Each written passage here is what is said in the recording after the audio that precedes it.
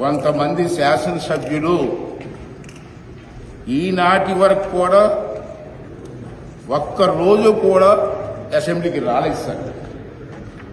దీన్ని మీరు గమనించవలసిన అవసరం ఉందని చెప్పి మన సందర్భం మనం చేస్తాను. ఒక్క చర్చలో కూడా పాల్గొనలేదు. అది చాలానంటూ సభకు అసలు హాజరు కాని సభ్యుల్లో ఎక్కువ మంది క్రమం తప్పకుండా వేతనాలు తీసుకున్నారు. Without doing duty they taking salaries. How it is possible sir? So నేను ఈ విషయంలో మీకు మనసు అందజేసంటే సభకు అసలు హాజరు కాని సభ్యుల్లో ఎక్కువ మంది క్రమం తప్పకుండా వేతనాలు తీసుకుంటున్నారు, బత్యాలు మాత్రం తీసుకుంటున్నారు. ఒక సభాపతిగా నాకు ఎంతో వేదన కలిగిస్తున్న విషయం ఇది. ఇలాంటి నైతిక ప్రవర్తనతో ప్రజల దృష్టిలో చులకన కాకుండా ఎలా ఉండగలుగుతున్నారు? ఈ రకమైన అనైక్యత ప్రవర్తన ఎలా సమర్థించగలుగుతామని చెప్పి ఒకసారి మీరు అందరూ కూడా ఆలోచన చేయవలసిన అవసరం ఉంది. మనం చేస్తున్నాను.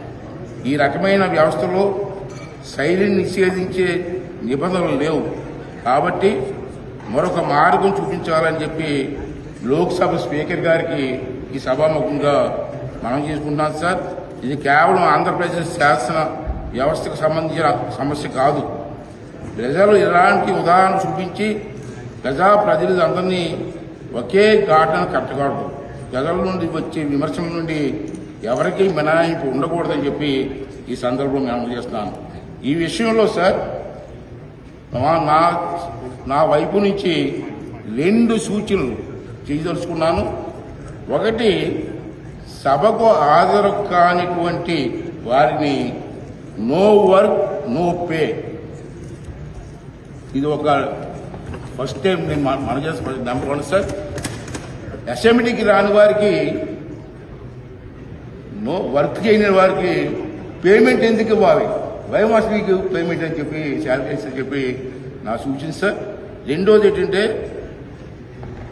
ఉద్యోగులు నిధులు రాత కాకపోతే, ఎంప్లాయీస్ ఉద్యోగాలకు రాకపోతే మనం ఏం చేస్తున్నాం సార్? వారి వేతనాల్లో కోత వేస్తున్నాం.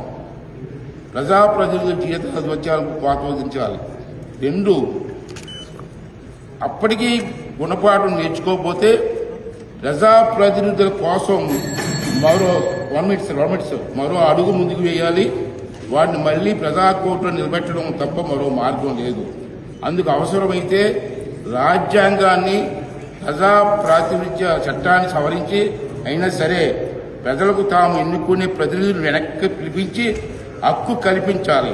అంటే ఈ రైట్ టు రీకాల్ అన్న చట్టాన్ని తీసుకొస్తే తప్పించి ఇది సక్రమంగా జరగదని చెప్పి నా తాలూకు భావన చెప్పి సందర్భంలో మీ అందరికీ మనం చేస్తూ, మరి ఈరోజు ఈ కార్యక్రమంలో